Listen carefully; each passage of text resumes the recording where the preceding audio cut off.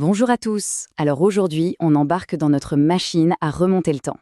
On part très très loin dans le passé, à une époque où tout, mais vraiment tout, a changé pour les êtres humains. C'est sans doute la plus grande révolution de toute la préhistoire, et vous allez voir, elle a des conséquences sur votre vie encore aujourd'hui. Allez, un petit effort d'imagination. Pensez-y. Chaque matin, pour manger, il faut sortir, aller dans la nature et trouver de quoi se nourrir. Pas de supermarché, pas de frigo à la maison. Ça semble fou, hein? Et pourtant, c'était le quotidien de nos ancêtres. Mais un jour, ils ont eu une idée de génie qui a tout bouleversé. Alors, voici le plan de notre exploration du jour. D'abord, on va découvrir ensemble cette fameuse idée qui a changé le monde.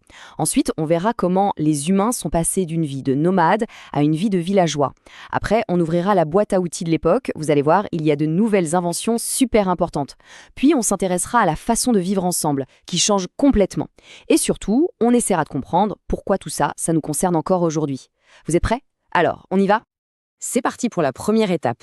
Alors, attention, quand on entend le mot révolution, on imagine souvent que tout a changé d'un seul coup. Bam! Mais là, pas du tout. Il faut plutôt imaginer une petite graine qu'on plante. Ça met très très très longtemps à pousser, mais à la fin, ça transforme tout le paysage. Et la preuve que ça a été très long, la voici sur cette frise chronologique. Regardez bien. Entre le début de l'agriculture, tout à gauche, et l'invention de l'écriture qui marque la fin de cette période, il s'est écoulé près de 7000 ans. Vous vous rendez compte? C'est gigantesque. C'est plus de 3 fois toute l'histoire qui nous sépare de l'an zéro. Bon, le mot important à retenir aujourd'hui, c'est celui-là. Néolithique. Alors, ça vient du grec ancien et ça veut dire le nouvel âge de la pierre. Pourquoi nouvelle? Eh bien parce qu'on ne se contente plus de tailler des cailloux comme avant. Non, on va les polir pour faire des outils beaucoup plus performants. Et surtout, c'est nouvelle parce que la façon de vivre des humains n'a plus rien à voir avec l'âge de pierre d'avant. Et qu'est-ce qui a mis le feu aux poudres? Quelle est cette idée de génie? La voici, l'agriculture. L'idée qui nous paraît simple aujourd'hui, mais qui était incroyable à l'époque, de se dire « Et si, au lieu de courir partout pour trouver des plantes, on plantait nous-mêmes des graines pour les faire pousser là où on veut ?» C'est cette idée qui va démarrer un immense effet domino. Et voilà la toute première conséquence la plus importante de toutes. Réfléchissez. Si votre champ de blé, votre potager est juste à côté de votre maison, est-ce que vous avez encore besoin de déménager toutes les semaines pour trouver à manger? Eh bien non, on peut enfin arrêter de bouger tout le temps. On passe de nomade à sédentaire. Ce tableau, il résume tout parfaitement. C'est le grand avant-après de l'humanité. Avant, au Paléolithique, la vie était nomade, on se nourrissait de chasse et de cueillette, on dormait dans des abris temporaires. Et après, au Néolithique, tout bascule. On devient sédentaire, on pratique l'agriculture et l'élevage, et on construit des villages faits pour durer. C'est un changement de vie total. Et voilà à quoi ça pouvait ressembler, un village du Néolithique. On s'y croirait presque, non?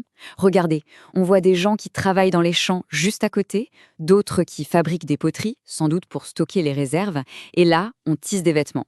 La vie s'organise, tous ensemble, au même endroit. Et attention, ça, ce n'est pas juste un dessin, c'est une reconstitution très sérieuse d'un vrai village qu'on a retrouvé en Allemagne. Observez bien ces maisons. Elles sont solides, bien construites, sur pilotis. On ne se donne pas autant de mal pour construire ça si c'est pour s'en aller le mois prochain, on est d'accord.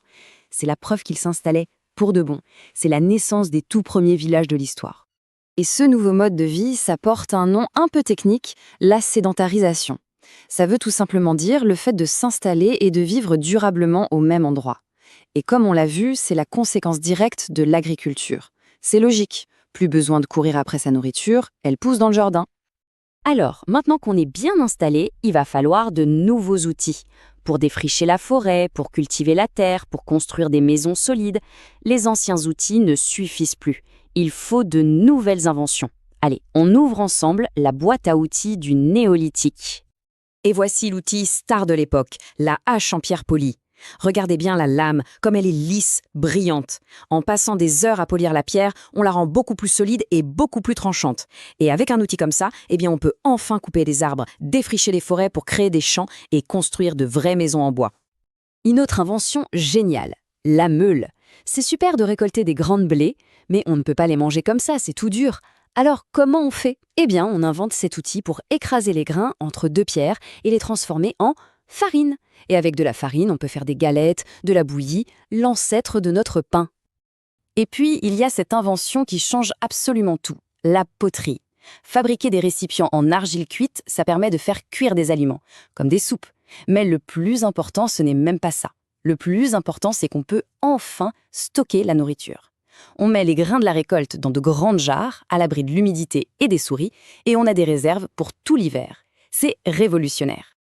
Bon, on a compris. Les gens vivent maintenant ensemble, dans des villages. Mais quand on passe de petits groupes de 30 personnes à des villages de plusieurs centaines d'habitants, il faut de nouvelles règles, une nouvelle organisation. La vie en société va être complètement transformée. Regardez-moi ça.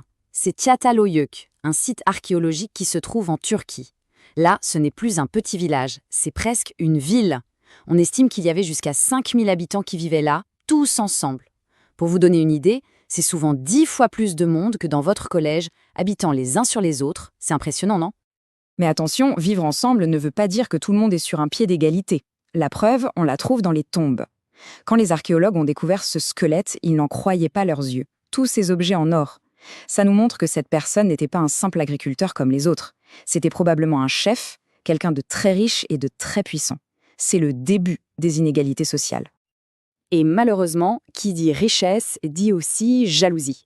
Quand on a des champs, des récoltes en réserve, des outils, des maisons, eh bien, on a des biens à protéger. Et ça veut aussi dire que les villages voisins peuvent être tentés de venir vous les prendre. Les archéologues trouvent de plus en plus de traces qui montrent que les guerres entre villages deviennent plus courantes. Alors, à ce stade, vous vous demandez peut-être, d'accord, mais pourquoi on étudie tout ça? C'est une histoire qui date de 10 000 ans. Eh bien, la réponse est toute simple, parce que sans cette révolution, le monde dans lequel vous vivez aujourd'hui n'existerait pas. Regardez bien la suite. C'est vraiment un effet domino, un enchaînement de conséquences. Tout part de l'agriculture. Parce qu'on cultive, on peut s'installer dans des villages. Parce qu'on est dans des villages, on a le temps d'inventer de nouveaux outils et de nouveaux métiers. Et avec tout ça, la population augmente et la société se complexifie. Vous voyez? Chaque étape entraîne la suivante. Et l'effet le plus spectaculaire, c'est peut-être celui-là, l'effet sur la population mondiale. Avant le néolithique, on estime qu'il y avait environ 5 millions d'humains sur Terre. À la fin de la période, on est passé à 150 millions. La population a été multipliée par 30. C'est une véritable explosion, tout simplement parce que les gens mangent mieux et plus régulièrement. Et comme les gens ne passaient plus toute leur journée à chercher de la nourriture, ils ont eu quelque chose de nouveau. Du temps. Du temps pour réfléchir, pour créer et pour s'organiser sur des projets collectifs complètement fous. C'est à cette époque qu'on voit apparaître les premiers monuments géants, comme ici à Stonehenge, en Angleterre. Imaginez le travail qu'il a fallu pour transporter et dresser ces pierres énormes. Voilà, pour conclure, on a bien vu que cette révolution nous a tout donné. Nos villages, qui sont devenus des villes, notre agriculture, nos technologies. Mais je voudrais vous laisser avec une dernière question. En gagnant la sécurité, le confort d'une maison fixe, est-ce qu'on n'a pas perdu quelque chose en chemin? Peut-être la liberté de se déplacer où on veut, ou un rapport à la nature qui était différent? C'est une bonne question pour réfléchir un peu. Merci beaucoup de m'avoir suivi dans ce voyage dans le temps.